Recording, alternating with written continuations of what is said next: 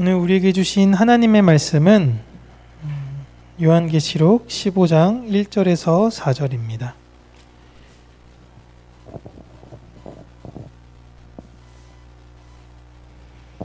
요한계시록 15장 1절에서 4절 우리 함께 한 목소리로 읽겠습니다. 또 하늘에 크고 이상한 다른 이적을 보매 일곱 천사가 일곱 재앙을 가졌으니 곧 마지막 재앙이라. 하나님의 진노가 이것으로 마치리로다. 또 내가 보니 불이 섞인 유리바다 같은 것이 있고 짐승과 그의 우상과 그 이름의 수를 이기고 벗어난 자들이 유리바닷가에 서서 하나님의 검은 고를 가지고 하나님의 종 모세의 노래 어린 양의 노래를 불러 이르되 주 하나님 곧 전능하신 이시여 하시는 일이 크고 놀라우시도다. 만국의 왕이시여 주의 길이 의롭고 참되시도다. 주여 누가 주의 이름을 두려워하지 아니하며 영화롭게 하지 아니하오리이까. 오직 주만 거룩하시니이다. 주의 의로우신 일이 나타났음에 만국이 와서 주께 경배하리이다 하더라. 아멘. 오늘은 물 위를 걷는 자들이라는 제목으로 하나님의 말씀을 여러분들과 나누도록 하겠습니다. 먼저 오랜만에 우리 권사님께서 찬양 인도를 해주셨는데 너무 감사합니다. 네, 또 뒤에서 큰 은혜 가운데 잘 이렇게 시작하게 되어져서 그동안 제가 인도하고 하다 보니까 허둥허둥 되면서 막 마음이 좀 잡기 어려웠었는데요. 권사님 덕분에 더욱더 큰 은혜 받고 이 시간에 설 수 있게 돼서 감사드립니다. 우리가 14장을 끝으로 계시록의 핵심과 성경 전체에서 말하는 하나님의 구원의 시작과 마무리를 이야기했던 거 기억나시나요? 요한계시록의 핵심은 12장서부터 14장까지가 요한계시록 전체에 있는 주제와도 같은 장입니다. 보통 책의 핵심을 중간에 기술하는 경우는 지금은 잘 없지만 이 기법은 당시 유대인과 로마 문학의 아주 대표적인 기법 중 하나였습니다. 가운데의 핵심적인 것들을 기술하고 그 핵심을 이해시키기 위해서 설명을 먼저 쭉 해요. 먼저 설명을 쭉 하다가 중간에 결론을 툭 얘기하는 겁니다. 이거야 라고 얘기하고 그 결론에 해당되는 걸 그 이후로도 쭉 풀어서 설명하는 겁니다. 이게 유대와 당시 로마에 있었던 문학적 기법입니다. 이걸 요한뿐만이 아니라 사도 바울도 이 기법을 활용하는데요. 로마서 1장에 보면 인사할 때 사도 바울이 이걸 쓰는데요. 로마서 1장 내용의 핵심이 17절입니다. 복음이 뭐냐라고 하는데 그 복음에는 하나님의 의가 나타나서 믿음으로 믿음에 이르게 하나니 기록된 바 오직 의인은 믿음으로 말미암아 살리라 함과 같으리라. 이 내용이 가운데 있는데요. 쭉 복음이 너에게 어떻게 왔는지 이게 무엇인지를 쭉 설명하다가 기록된 바 구약에서부터 복음은 너희들에게만 준 것이 아니라 하나님의 모든 백성들에게 주신 것이다. 그러면 이후에 그 하나님의 의가 없는 사람들은 어떻게 되느냐에 대해서도 그 뒤로도 쭉 설명을 또 해줘요. 그러니까 이게 문학적인 기법입니다. 이처럼 성경에서도요. 가운데 핵심에 누가 들어있습니까? 구약과 신약이 사실 따로 떨어뜨릴 수는 없지만 신약이 시작하면서 사실상 예수 그리스도의 시작이잖아요. 성경을 전체 창세기에서부터 계시록까지 본다면 그 가운데 핵심은 예수 그리스도시죠. 예수 그리스도가 핵심입니다. 예수 그리스도가 계시고 그 예수 그리스도의 구원과 심판을 창세기에서부터 계시록까지 계속적으로 반복적 설명을 하고 있는 거예요. 그러니까 창세기는 구원의 시작, 태초의 시작만을 이야기하고 계시록은 마지막 심판만을 이야기하는 것이 아닙니다. 어떤 이들에게 구원이 일어날 때 어떤 이들에게는 심판이 받고 있는 것이다라는 걸 성경에서 곳곳에서 설명하고 있는 거예요. 창세기도 구원과 심판을, 계시록도 구원과 심판을, 성경 모든 권에서 다 하나님의 구원의 심판을 이야기하고 있는 것입니다. 그게 역사예요. 그리고 요한이 14장의 결론을 15장에서부터 이제 다시 또 설명을 하는 겁니다. 아까 제가 좀 전에 얘기했던 바울처럼 바울이 1장 17절 이후에 다시 설명했던 것처럼 야 이게 핵심이야 라는 걸 이야기하고 다시 설명을 하면서 마무리를 하게 되죠. 이제 마지막 대접 재앙 하나 남았어요. 그 전에 인해 재앙, 나팔 재앙이어서 마지막 재앙이 하나만 남았는데요. 1절 보시면요. 사도 요한이 이 대접 재앙 앞으로 올 그 다음 장, 지금 다음 장에 나올 이 대접 재앙을 가리켜서 마지막 재앙이라는 표현을 합니다. 우리 1절 같이 한번 함께 읽을게요. 시작. 또 하늘에 크고 이상한 다른 이적을 보매 일곱 천사가 일곱 재앙을 가졌으니 곧 마지막 재앙이라. 하나님의 진노가 이것으로 마치리로다. 아멘. 이 재앙 전에 인해 재앙과 나팔 재앙이 분명히 있었습니다. 인해 재앙과 나팔 재앙은 서로 구분이 지어진 사실상 다른 재앙으로 보이지만 다른 재앙이 아니라 실상은 같은 재앙을 의미하는 거예요. 그런데 여기서 보시면 마지막이라는 단어를 쓰고 있습니다. 마지막. 그래서 인해 재앙과 나팔 재앙 그리고 대접 재앙 이게 시간의 순서 같은 거예요. 그럼 처음에 재앙은 인해 재앙이고 두 번째 재앙은 나팔 재앙이고 마지막 재앙이 대접 재앙이겠구나라고 시간의 흐름대로 재앙이 되는 걸로 우리가 해석할 수 있는데요. 사실 이렇기 때문에 여러분 성경은 해석이 정말 중요합니다. 특별히 계시록은 성경 해석이 너무 많아요. 그렇기 때문에 이렇게 통일된 하나의 그 생각을 가지고 계시록 전체를 보실 수 있어야 되는 거예요. 여기서 마지막 재앙이라는 단어의 뜻은 마지막 환상이라는 뜻입니다. 하나님께서 요한에게 막 여기저기 환상을 계속 보여주시는데 드디어 마지막 환상에 이르렀다라는 걸 지금 요한이 이야기하고 있는 것이지 마지막 재앙이라는 의미가 아니에요. 물론 재앙이 거듭하면서 그 크기와 범위가 점점 넓어집니다. 인해 재앙 때 생각하시면 4분의 1만 하나님이 막 부으세요. 막 4분의 1, 물 바다도 4분의 1. 그러다가 나팔 재앙 오면 이제 3분의 1씩 부십니다. 그러다가 이제 이 대접 재앙 때 오면요 다 부수세요. 그러니까 점층적으로 보여요. 그러니까 여러분 이렇게 생각해 보시면 예전에는 우리가 전쟁이 일어났다라고 할 땐 한 1000년 전에 우리나라랑 미국이랑 전쟁을 하지 못하죠. 그때 당시 미국도 없었죠. 거기 아프리카 원주민들이 배 타고 올라와가지고 우리랑 싸울 수도 없고요. 저기 노르웨이 바이킹 사람들이 배 타고 싸워가지고 우리랑 싸울 수도 없습니다. 우리는 누구랑 싸우나요? 그죠? 중국이나 심지어 베트남이랑도 안 싸워요. 우리는 아랍 사람들이 쳐들어옵니까? 항상 싸움은 이웃 나라끼리만 싸웁니다. 그런데 이젠 여러분 이제 범위가 너무 넓어졌어요. 그러다 보면 생긴 게 제국이란 겁니다. 아수르, 바벨론, 메데와 바사 뭐 이렇게 그다음에 알렉산더의 그 어떤 영토 그다음에 막 몽골의 영토에서 제국이 생깁니다. 그렇게 제국이 생겼다 이제 급기야 어떤 전쟁이 일어나냐면 세계가 다 싸우는 싸움이 일어났어요. 그걸 세계대전이라 그러죠. 전쟁이 안 일어나는 지역이 없었던 겁니다. 아프리카에서도 싸우고요. 아시아에서도 싸우고요. 아메리카에서도 싸우고요. 곳곳에서 계속 다 싸우는 겁니다. 예전에는 바다가 뭐 이런저런 뭐 배가 무너졌다, 배가 침몰했다 이러면서 뭐 기름이 유출됐다 이래가지고 뭐 어느 정도 국지적으로 오염됐다고 했는데 이제는 이 대접 재앙처럼 바다가 다 쓸 수 없게 정도로 일본이 그 후쿠시마 그 오염수를 방류한다고 하잖아요. 태평양에다 방류한다 그러고 이거 뭐 몇 년 지나지 않아서 이제 바다에서 뭐 먹을 수 있는 게 없어진다라는 이야기까지 나오고 있는데 점점 이렇게 재앙이 마치 모든 글로벌이 하나 된 것처럼 재앙이 점점 확장되어지고 있는 것들이 드러나고 있는 것입니다. 여러분 하나님께서 교회를 통해서 하나님 나라를 확장시킵니다. 우리를 통해서 믿지 않는 사람들을 지금 계속 구원하듯이 역으로 죄인들, 하나님을 떠난 사람들을 통해서 세상의 멸망 또한 확장시키고 있는 거예요. 그러니까 그들은 문명을 발전시킨다, 우리는 더 나은 걸 만든다 라고 이야기하는데 실상 보면요 점점 더 세상은 망해가고 있다라는 것입니다.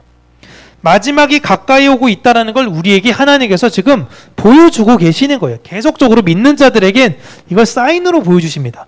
얘들아, 이렇게 세상이 망할 거야. 지금 망해가고 있어. 그러니 우리가 뭘 해야 돼요? 회개하고 하나님께 돌아와야 돼. 기가 막히게도 우리는 이야기를 들었으니까 빨리 돌이켜야죠. 돌이켜야 되는데 기가 막히게도 이 말씀을 들어도 세상에서 점점 노아의 때와 같이 그 말을 경히 여긴다라는 것입니다. 계속해서 2절 보시면 이제 유리바다가 등장을 하는데요. 2절 함께 읽겠습니다. 시작. 또 내가 보니 불이 섞인 유리바다 같은 것이 있고 짐승과 그의 우상과 그의 이름의 수를 이기고 벗어난 자들이 유리바닷가에 서서 하나님의 검은고를 가지고. 아멘. 여기가 아니라 원래 유리바다가 처음 등장하는 건 4장에 나오는데요. 4장에 하나님 보좌 앞에 쫙 유리바다가 이렇게 쫙 펼쳐집니다. 그 유리바다는 짐승이 올라왔던 저주의 바다와는 다르게 예수 그리스도의 사역으로 새롭게 창조된 아주 수정같이 맑은 하늘의 바다를 의미하는 거예요. 유리바다는. 여러분, 노아의 홍수 이후로 바다에서는 이제부터는 저주의 것들만 계속 나오게 되었습니다. 그런데 예수 그리스도의 죽음으로 이제는 그 바다, 저주만 내냈던 바다가 다른 바다가 된 거예요. 이건 우리를 이야기하는 것입니다. 노아 시절 홍수가 일어날 때 하늘의 바다였던 궁창이 땅에 쏟아집니다. 땅에 쏟아져죠. 그러니까 하늘에 이제 유리바다가 있었는데요. 유리바다가 사라진 겁니다. 그리고 모두 다 저주의 바다에서 다 죽었어요. 모두 다 죽었어요. 오직 노아의 가족만이, 그 방주 안에 있는 피조물만이 저주의 바다에서 유리바다를 떠다니는 것처럼 다니는 거예요. 저주의 바다와 유리바다가 쫙 모이고 방주는 그 유리바다를 떠다니고 있던 겁니다. 그리고 어디를 가는 거예요? 하나님의 언약의 장소에 가는 거예요. 그래서 이름이 뭐예요? 약속의 산에 도착한 겁니다. 그게 아라랏산이에요.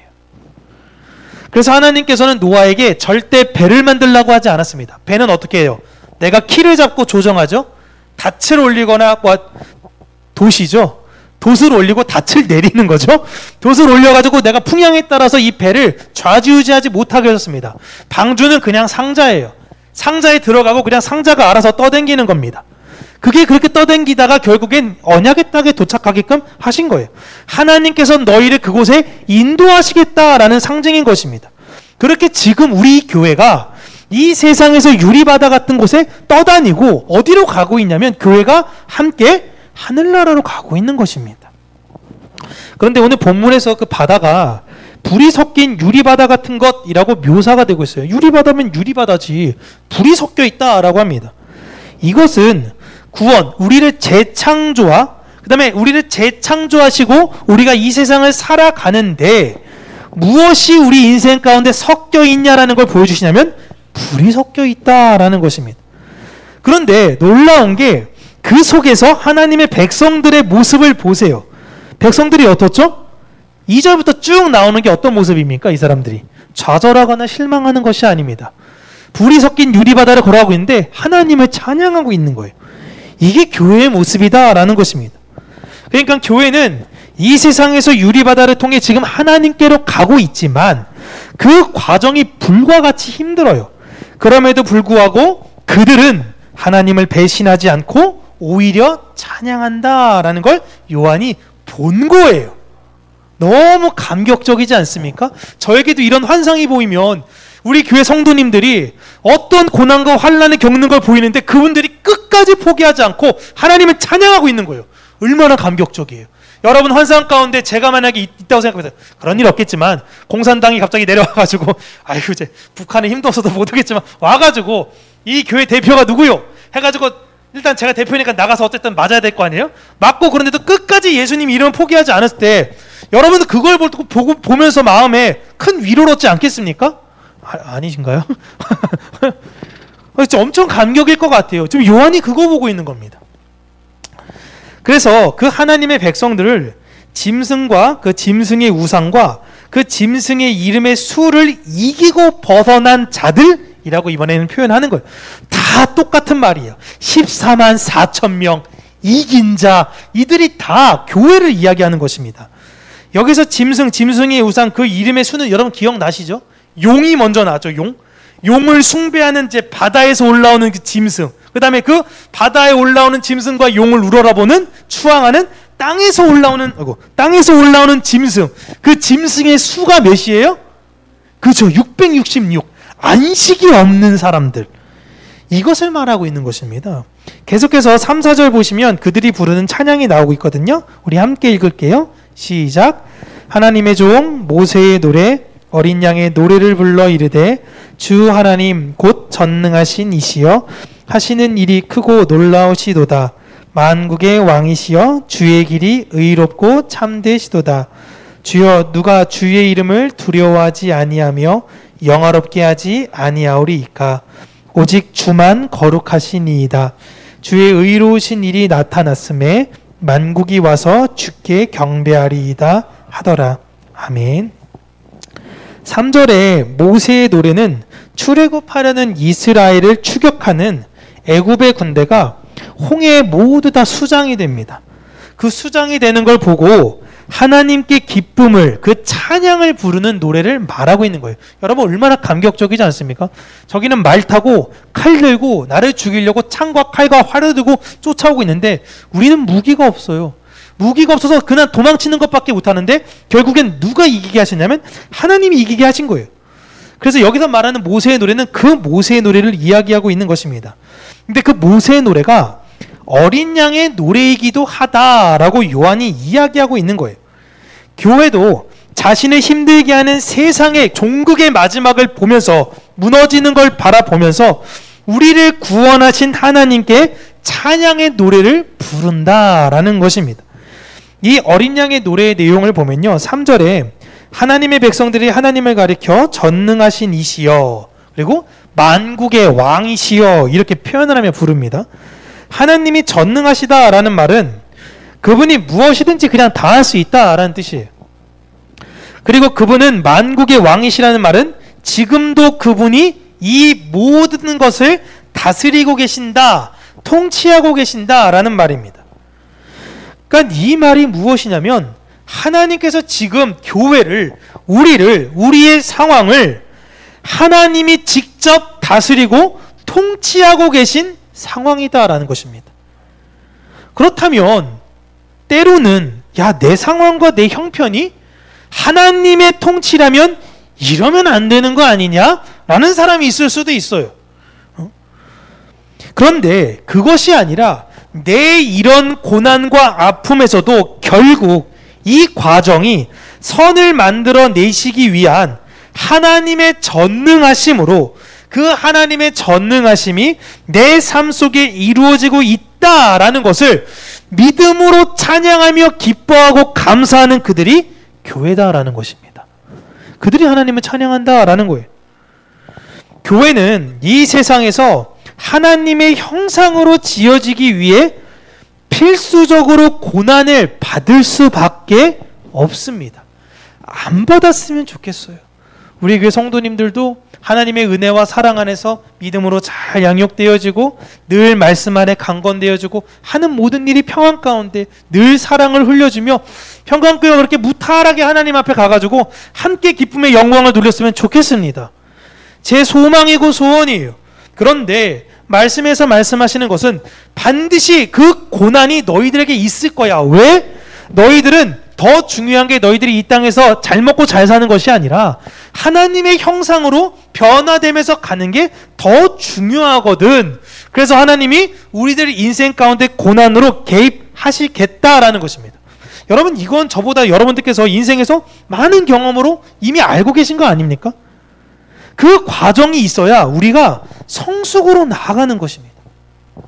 그렇게 점점 고난의 과정을 통해서 그전엔 내가 좀 이 땅에서 잘 살아보고 싶었고 한몫 챙기고 싶었고 나 깔보던 사람들 다 밟아버리고 싶었다면 이젠 그게 아니라 때로는 내가 그들에게 밟히며 무시당해서 내 자존심이 바닥을 칠진 모르겠지만 하나님 이것마저 하나님께서 나에게 원하시는 것이 있으며 내가 다시금 그 바닥에서 지금 하나님을 바라보는 그 믿음을 다시금 주시는 것을 내가 신뢰하고 오늘도 내 욕심과 내 혈기를 드러내는 것이 아니라 하나님의 영광을 위해서 그리스도의 십자가를 위해서 그것을 묵묵히 인내하며 가겠습니다. 이 믿음으로 우리가 자꾸만 거듭나는 것입니다. 그렇게 우리가 갖고 싶은 그런 목표를 버리고 하나님께서 시키시는 일을 우리는 하도록 이 땅에서 이렇게 그렇게 지어지도록 존재를 부여받은 사람들이다라는 것입니다. 그게 우리를 통해서 역사하시는 하나님의 일이에요. 하나님의 일이 뭐냐? 도대체 하나님의 사역이 뭐냐? 교회에서 열심히 예배드리고 예배 빠지지 않고 헌금 많이 하고 봉사 열심히 하고 충성과 봉신과 헌신과 선교와 이런 거 다 열심히 하는 게 하나님의 일이냐? 라고 수천 년 동안 사람들이 고민할 때 예수님께서 답해 주십니다. 요한복음 6장 28절 29절에서요. 그들이 묻되 우리가 어떻게 하여야 하나님 일을 하오리이까? 똑같아요. 2000년 전에도 모르겠는 거예요. 율법 다 알고 하는데 하나님의 일을 어떻게 되는지 모르겠다는 거예요. 예수님께서 그들에게 대답하여 이르시되 하나님께서 보내신 일을 믿는 것이 하나님의 일이니라 하시니. 아멘. 이게 다입니다. 먼저로서는 예수 그리스도를 믿는 것이죠. 하나님께서 보내신 이. 구약시대에 하나님께서 보내신 이가 없었습니까? 근데 그들은 수없이 많이 거절했잖아요. 수없이 많이 핍박했잖아요. 그들도 알아요.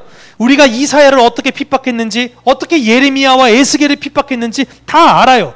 그렇다면 내가 지금 있는 시대 가운데에 하나님의 말씀을 전하고 있는 사람이 저희가 진짜 하나님의 말씀을 전하고 있는 거라면 내가 다시금 귀를 기울여 하나님께 나아가고자 하는 그런 열심이 있어야 되는데 이들에겐 이 마음이 없는 거예요.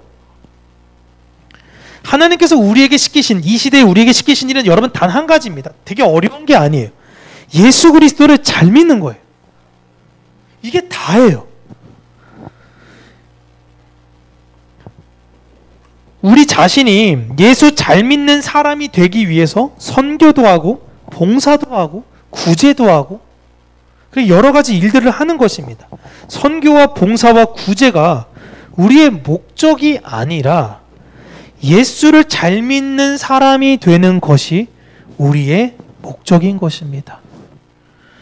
예수 그리스도의 성품을 내 삶 속에서 잘 구현해내는 사람이 되는 것, 그게 우리가 해야 하는 일입니다.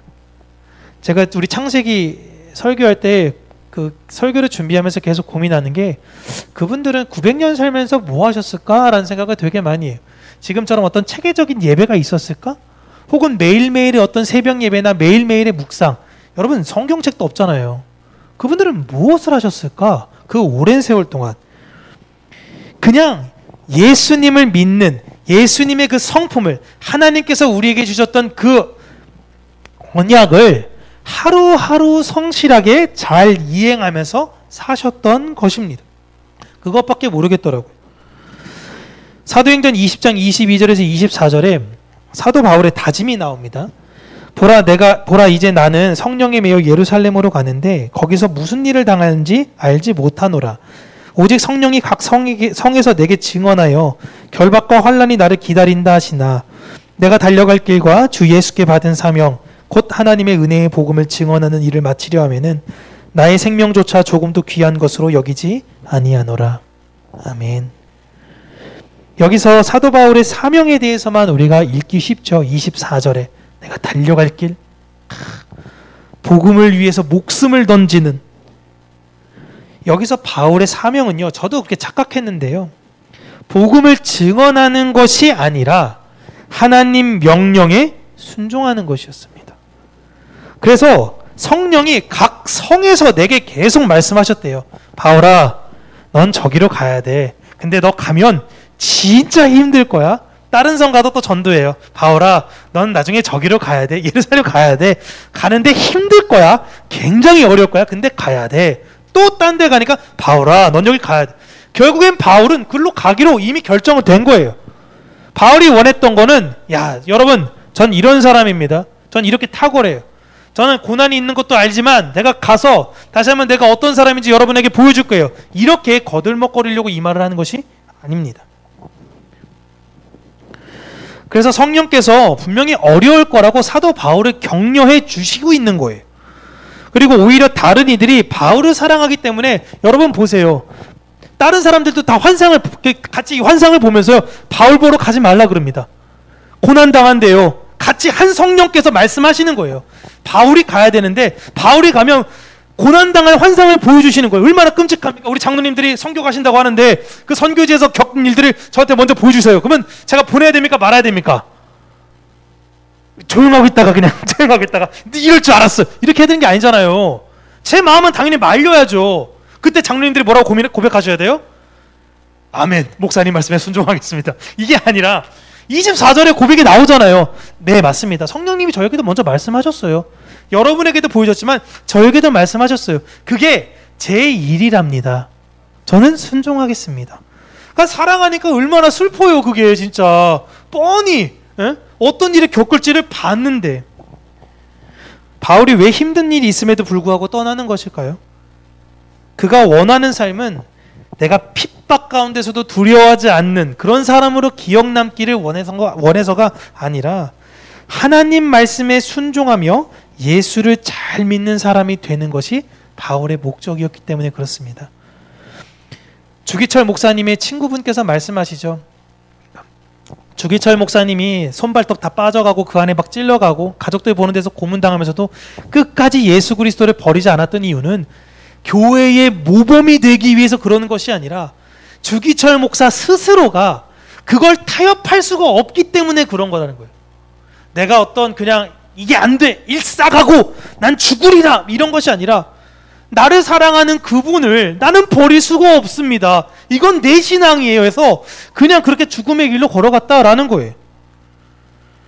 우리 평강교회도 전도를 하면서 복음을 전하는가 아니면 혹여 내가 우리의 탁월함을 혹은 교회를 홍보하는 것인가를 정말 잘 살펴야 된다라는 것입니다. 너무 이루기 쉬워요. 우리가 처한 지금 이 시대의 환경은요, 여러분, 노아의 때와 같이 저주의 바다 위에 떠다니는 유리바다와도 같습니다. 우리는 홍수가 있기 전에도 방주를 전해야 하고요.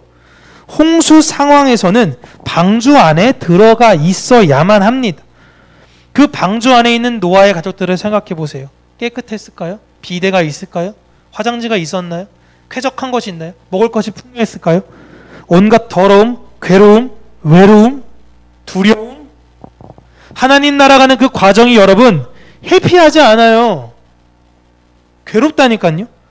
그런데 노아의 가족들이 그 안에서 그냥 죽었어야 되는데 왜 살아서 이 고생을 하고 있나? 라는 것이 아니라 하나님을 찬양했습니다. 그래서 방주에 나와서 그들이 가장 먼저 한 게 뭐냐면 하나님께 예배드렸던 거예요. 여러분, 제자들이 밤에 갈릴리 바다를 예수님께서 건너가라, 너희들 먼저 가라고 하셨을 때 그들이 갑니다. 근데 밤중에 풍랑을 만나요. 이 노련한 어부들이 여러 명 있는데도 이게 잘 해결이 안 되는 겁니다. 근데 그 상황인데 이제 설상가상으로 밤중에 저기서 어떤 사람이 바다 위를 걸어오는 게 보이는 거예요. 미치겠는 거죠. 주서들은 무서운 이야기들은 많고 밤중에 그런 것 보니까 신앙이라는 곳 온데간데 없이 온갖 비명 지르고 있습니다. 살려주세요, 살려주세요. 근데 모두가 두려워하고 있을 때 저쪽에서 예수님께서 말씀하시죠. 나라고. 나 예수님, 나야 라고 얘기하는 거죠. 생각해 보시면 바람이 많이 불 때 우리가 뭐 맨날 이렇게 애니메이션이나 영화를 보면 예수님이 근엄한 목소리로 나다 이렇게 하는데 여러분 풍랑 가운데 그게 들릴까요? 나야! 예수님께서 그러실 거 아닙니까? 나야! 라고 계속 이야기했을 텐데 그 사람들 계속 무서워했었어요. 그때 베드로가 일어나서 이야기합니다. 만일 주님이시거든 나를 이 바다를 건너 당신께로 가게 하소서라고 합니다. 그때 예수님이 오라라고 하시죠. 그래서 베드로가 어떻게 돼요? 갈라 그래요. 그 옆에 있는 제자들이 어떻게 해요? 말리죠. 야, 이거 지금 엄청난 긴장과 갈등이에요. 이거 우리가 흔히 말해서 이게 귀신에 비된 사람들 보면 막 옥상에 올라가서 뛰어내리고 막 이런 것처럼 바다에 지금 이 사람이 들어가려고 그러니까 막 결사적으로 말리려고 했을 겁니다. 근데 그냥 뿌리치고 걷는 거예요. 근데 더 기가 막힌 일이 일어나죠. 바다를 걷는 겁니다. 이게 너무 놀라운 거죠. 그냥 비명 지르다가 조용히 있다가 걸어가고 있는데 이 문제는 베드로에게 발생이 되는 거죠. 걸어가다 갑자기 바람이 휘잉 불어요. 그러니까 어떻게 됩니까? 음메 하다가 바다 보니까 정신이 차린 거예요. 그러니까 바다에 빠져버립니다. 바다에 빠진 거죠. 이 베드로가 우리의 모습입니다, 여러분. 우리 신앙, 인생, 하나님 나라에 가는 여정의 모습이에요. 우리는 여러분 주님의 부르심을 들었어요. 그래서 주님을 향해서 걸어가게 돼요. 그런데 빠지더라고요. 빠져요. 반복적으로 빠져요. 빠졌다가 나는데 또 빠져요. 또 빠져요. 예? 그런데 여러분 괜찮습니다. 예수님께서 쟤는 냅둬라. 우리끼리 가자 하고 예수님이 가지 않으셨습니다. 베드로를 거기서 건디셨죠. 우리가 쓰러진 그곳에서 누가 우리를 다시금 건지시냐면 예수 그리스도께서 건지세요. 지금 사도 요한이 그 이야기를 교회에게 이야기하고 있는 거예요. 너희들 힘들지, 어렵지, 하지만 두려워하지 마, 걱정하지 마. 너희들이 쓰러진 그곳에서 예수 그리스도께서 너희의 손을 붙드실 거다라는 것입니다. 이 땅에서 여러분의 삶에 일어나는 그 폭풍들은 절대 우리를 어떻게 할 수 없습니다. 그러한 폭풍들이 우리의 삶에 닥칠 때 그 요동하는 바다에서 눈을 들어서 우리들에게 손을 내미시는 예수님만 바라보시면 되는 거예요. 우리 하나님은 전능하신 분이십니다. 만국의 왕이세요. 그분이 지금 여러분들을 통치하고 계십니다.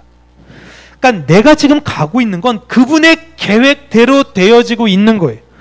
그러니까 여러분이 일어나는 모든 일들 가운데 염려하지 않으셔도 됩니다. 여러분에게 제일 좋은 것 주시기 위해서 뭐든지 다 하실 수 있는 그분께서 지금 여러분을 통치하고 있는 것입니다. 그러니까 나는 재주도 없고 돈도 없고 가진 것도 없고 아무것도 없고 불평불만이 아니라 여러분을 통해서 하나님께서 일하실 것들을 소망하며 믿음의 눈으로 그분을 바라보시면 돼요. 역사상 이 세상은 똑똑한 사람들이 나라를 다 바꾼 것처럼 보이지만 이름 없는 무명의 그리스도인들로 인해서 하나님의 나라는 우리에게까지 확장되어진 것입니다.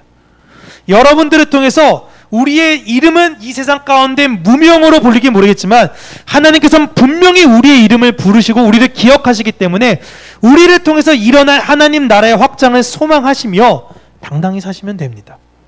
그러니까 주님의 일하심을 믿으시고 우리는 지금 해야 되는 일이 무엇이냐면 그분을 찬양하는 거예요. 하나님 감사합니다. 좀 힘들고 어렵고 솔직히 좀 짜증도 나는 건 있는데 이겨나갈 힘 주세요. 그 힘 주십니다. 하나님 감사합니다. 내가 이제 또 불평하지 않고 오늘도 한 걸음 더 내디디며 하나님 나라에 한 걸음 한 걸음씩 더 전진하는 자가 되게 하여 주시옵소서. 그러한 고백과 고백으로 바울의 이 고백이 여러분 우리의 고백이에요. 내가 달려갈 길과 주 예수께 받은 사명. 그 사명 잘 붙드시고 이 불같은 유리바다를 은혜 가운데 잘 건너시는 저와 여러분 우리 평강교회가 되길 주님의 이름으로 축복합니다. 기도하겠습니다. 참 좋으신 하나님 아버지 은혜와 사랑에 감사드립니다. 인생을 살면서 이런저런 어려움과 지금은 예배를 드리기 어려운 이 상황 가운데서 우리 마음이 낙심하기 쉬우고 좌절하기 쉬우며 지치기 쉬우나 우리의 마음을 다시금 붙들어 주심으로 우리가 예수 그리스도만을 바라보며 이 저주의 바다를 믿음으로 걷는 자들이 되게 하여 주시기를 간절히 간구하고 소원합니다. 구원의 그 은혜에 우리를 넣으셨고 구원의 나라로 우리를 다시금 부르시는 하나님의 그 은혜에 감사하며 하나님께서 주어지신 그 일 가운데에 우리가 최선을 다하며 오늘도 성실히 이행하는 하나님의 자녀 우리 평강교회가 될 수 있도록 은혜 허락하여 주시옵소서. 예수님 이름으로 기도합니다. 아멘.